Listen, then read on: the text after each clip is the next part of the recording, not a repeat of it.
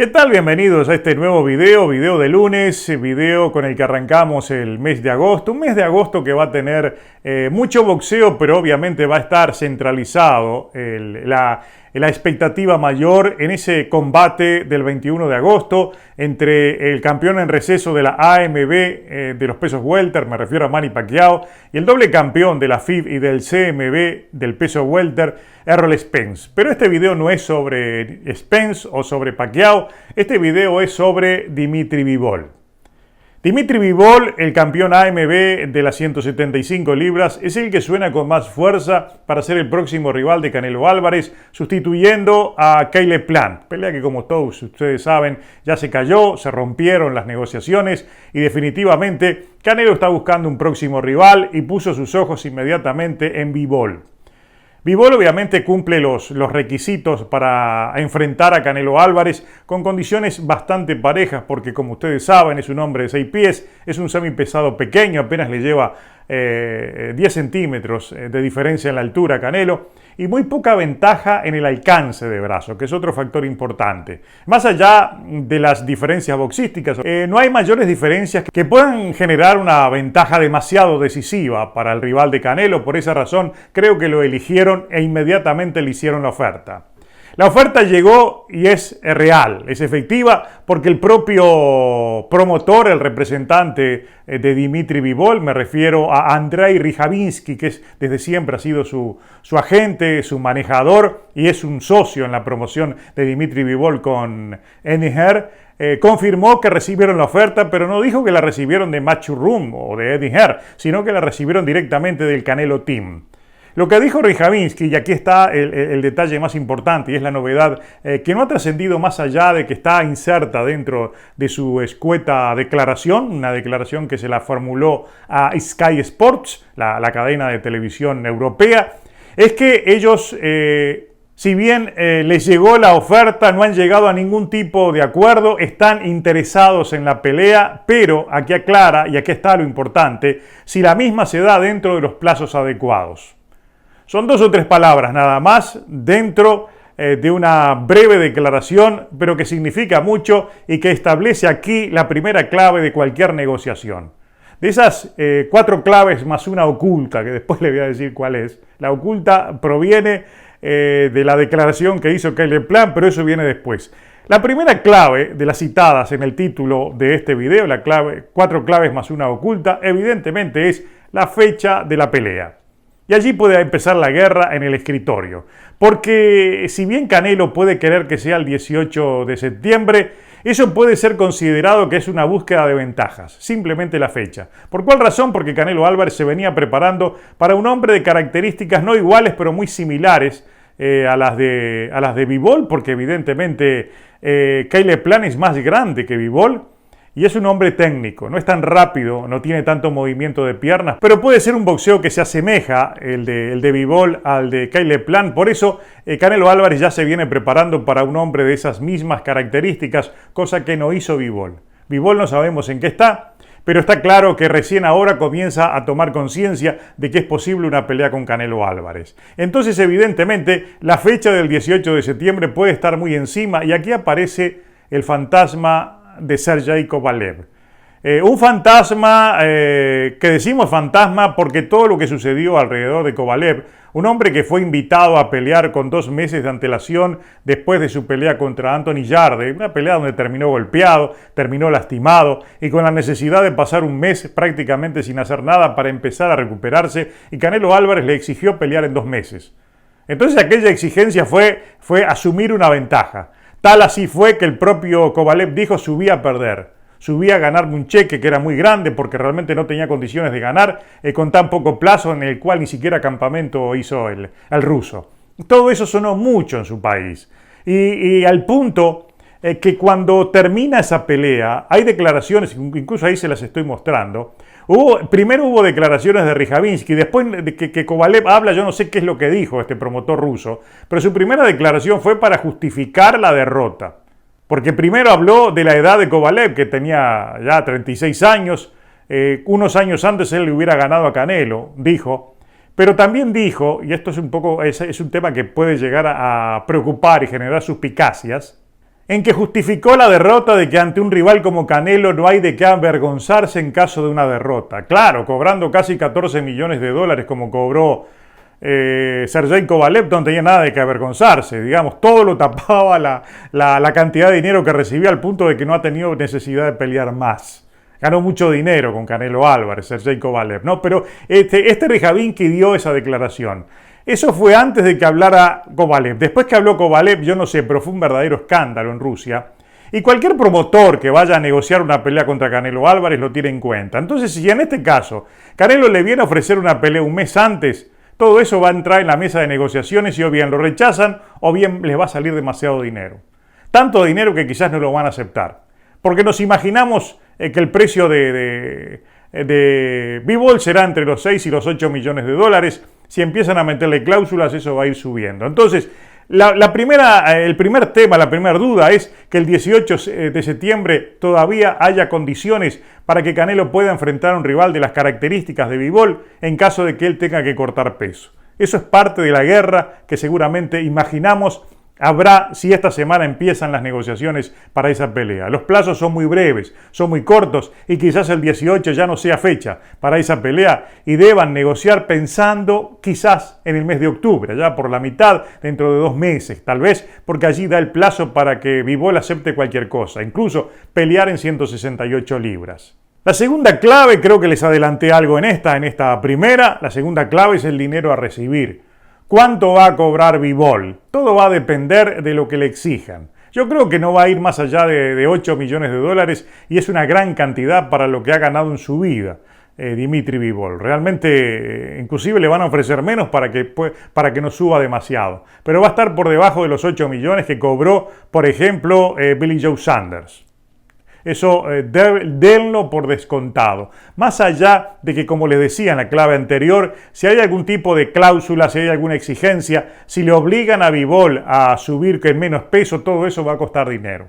Entonces ahí puede subir, se puede andar por los 10 millones, pero yo no creo que pase de los 8. Me aferro a esa cantidad, que es una cantidad importante. Un Bivol que tiene menos cartel del que tenía Sergey Kovalev, por ejemplo, cuando enfrentó a Canelo, y menos cartel del que ha tenido en Europa, al menos Billy Joe Saunders, que cobró 8 millones. Por eso no creo que pase de esa cantidad. Yo me aferro a los 8 millones de dólares como la cifra desde la cual van a comenzar a trabajar hacia arriba o hacia abajo, como tarifa, como caché, como salario para Dimitri Bivol. La tercera clave en todo esto, evidentemente, es el peso en la pelea. ¿Se acuerdan 168 libras? Como en algún momento dijo que podía darla si lo enfrentaba en 168 Dimitri Bivol. El 18 de septiembre, olvídense, no va a ser la fecha porque para dar 168 Bivol necesita más tiempo. Necesita un proceso de corte de peso que ya no da para el 18 de septiembre. Eso en la eventualidad de que sean 168, pero aquí hay una dicotomía, porque si la pelea es en 168, ¿qué títulos van a estar en juego? Yo no creo que Dimitri Bivol acuerde 168 para poner su título en juego. Si bien a 168 los títulos que tienen que disputar son los cinturones de Canelo, porque la pelea es en supermediano. Ahora si es en 170 la cosa cambia. Puede ser que acuerden en 170 o pueden ser también que acuerden 175 con una cláusula estilo FIB de que hay un segundo pesaje al día siguiente en el cual no puede pasarse de las 10 libras, cosa que podría aceptar Dimitri Bivol sin problema porque es un semipesado pequeño. Es un hombre que no se va muy lejos de las 175 libras en el proceso ese de rehidratación desde el viernes al sábado, entonces como que eso no le afectaría. Pero es una duda el peso en el cual van a negociar la pelea, porque está claro de que si hay negociación por el peso, tendrá mucho que ver la fecha de la pelea, los plazos para poder cortar peso, en el caso precisamente de un ruso que no se ha estado preparando para una pelea de este tipo. Él estaba aguardando una posible pelea con Beterbiev, o lo más probable era en diciembre una pelea contra el zurdo Ramírez. En ese caso tenía que aumentar de peso, tenía que verse fuerte para pelear contra el zurdo. Contra Canelo es a la inversa, tiene que perder peso precisamente para entrar dentro de lo que habitualmente le exige Canelo a sus rivales, de exprimirlos, de que lleguen un poco más débiles. Entonces evidentemente se tenía que estar preparando, manteniéndose fuerte sin aumentar de peso. Como no había informaciones, si lo hace va a ser a partir de ahora. Y a partir de ahora, hay un mes y poco, está claro entonces de que el tema de la fecha de la pelea es crucial para definir qué tipo de rival va a tener Canelo Álvarez. Si va a ser competitivo o va a ser un zombie que va a subir debilitado a cobrar un cheque como le ha sucedido en sus últimas peleas. Por eso, les repito, lo del título va a ser una guerra en el escritorio en caso de que Rii Javinsky, que es el promotor, el manejador de Dimitri Bivol, cumpla con eso de que quiere la pelea dentro de los plazos adecuados. La cuarta clave del escritorio, que puede ser también una guerra, tiene que ver con los jueces, tiene que ver con el referee, tiene que ver con los detalles internos, que juegan mucho, como por ejemplo firmar o no firmar una revancha.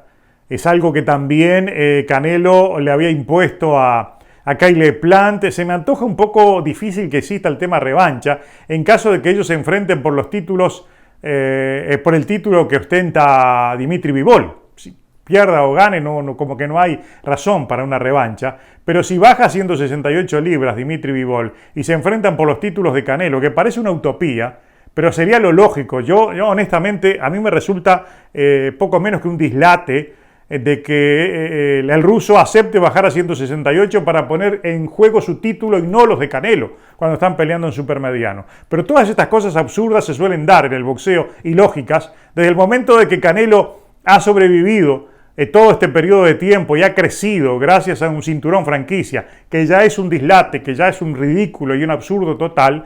Puede esperarse cualquier cosa. Entre esas cosas, que pactan en 168 por un título de 175. Un absurdo, pero un absurdo esperable. Por esa razón es de suponer que todo eso se va a negociar. Los jueces, el lugar de la pelea, posible revancha, todo eso va a entrar dentro de ese paquete de discusión que podría darse en pocos días en esta semana, porque los plazos apuran. Y si Canelo pretende pelear el 18 de septiembre, tienen que negociar y resolver como sea en esta semana. Antes del viernes tiene que estar resuelta la pelea. Y por último, la clave sorpresa, la clave que tiene que ver, la clave oculta que yo le llamo, y que tiene que ver con Caleb Plant.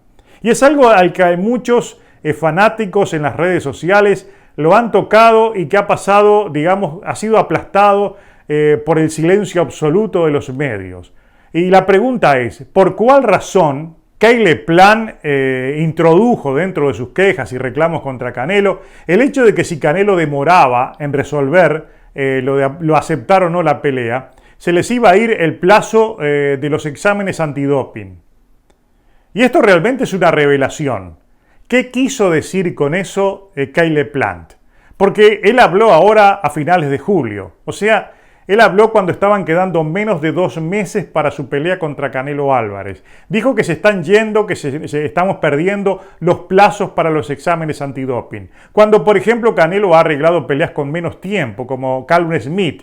En aquel momento no se habló absolutamente de nada de pruebas especiales antidoping. Lo único que se habló es unos días antes, que se vio en la cuenta de la WADA.org, esa que tiene, me refiero a la que tiene el acuerdo con el CMB, de que se habían incorporado a sus pruebas tanto Billy Joe Saunders como Canelo Álvarez, pero fue poco tiempo antes de la pelea. Desde el momento de que Caleb Plant está hablando 2 meses antes de que se está yendo el plazo para las pruebas antidoping, lo que da a entender es de que dentro de ese contrato fallido, ese contrato que quebró, ese contrato que se negoció y no llegó a ningún lado, entre PBC y el grupo Canelo y Eddie Hearn, también se introdujo algún tipo de pruebas antidoping que establecían exámenes dentro de este plazo. Un plazo más largo, 2 meses. Recuerden lo que había sucedido ustedes cuando cuando se detectó el clenbuterol en Canelo Álvarez. Fue aproximadamente 2 meses antes de su pelea contra Triple G, que las 2 muestras positivas de clenbuterol, y fueron exámenes sorpresa que le realizaron a Canelo. Yo no dudo de que en ese contrato de PBC, quizás en algún momento se conozca, también hayan introducido esa exigencia de que se realicen controles a partir de 2 meses antes de la pelea para ir chequeando precisamente las muestras de sangre ante la eventualidad o sospecha de que pueda existir algún tipo de sustancia extraña en la sangre de cualquiera de los dos. Entonces, PBC introdujo también esa exigencia y a eso se refería Caleb Plant. Algún día quizás lo aclarará, pero él dentro de esa declaración que le dio a ESPN, él habló de los exámenes antidoping. Y ustedes no duden de que todo eso, más allá de que no tuvo tanta repercusión, sí tenga repercusión a la hora de las negociaciones entre el equipo de Dimitri Bivol y el de Canelo Álvarez, que puedan colocar algún tipo de exigencia que tire abajo cualquier tipo de negociación. Me refiero a que además de los controles habituales de la WADA, se realicen otro tipo de exámenes como antiguamente le gustaba exigir, por ejemplo, Floyd Mayweather, que eran los exámenes de tipo olímpico. Pueden ser también exámenes para detectar alguna sustancia indetectable, como puede ser el epigenético. Cualquier cosa puede ser, todo puede ocurrir en función precisamente de eso que soltó, ese dardo envenenado que soltó Caleb Plant y que por algún lado va a tener que rebotar. Por alguna razón él lo dijo y de eso se ha hablado poco. Pero es posible que todo eso aparezca dentro de las conversaciones y pueda también ser una clave fundamental para el éxito o el fracaso de las negociaciones entre los equipos de Dimitri Bivol y de Canelo Álvarez. Como sea, está previsto que esta semana se realicen las negociaciones y está previsto también que esta semana se resuelva por sí o por no. Y estas 5 claves son fundamentales para definir si hay o no hay pelea entre Canelo Álvarez y Dimitri Bivol. Lo que sí tengo claro que es muy difícil de que en caso se dé esa pelea sea en la fecha original. Me refiero al 18 de septiembre. Me animo a adelantarles que si hay pelea y es una pelea normal entre Canelo y Dimitri Bivol, será en el mes de octubre. Si la pelea es en septiembre, preparen los oídos porque se va a hablar mucha cosa, va a haber mucha suspicacia y se va a hablar más de lo malo que de lo bueno, precisamente pensando de que sobre todo esto gira el fantasma de la pelea con otro ruso. Me refiero a Sergey Kovalev.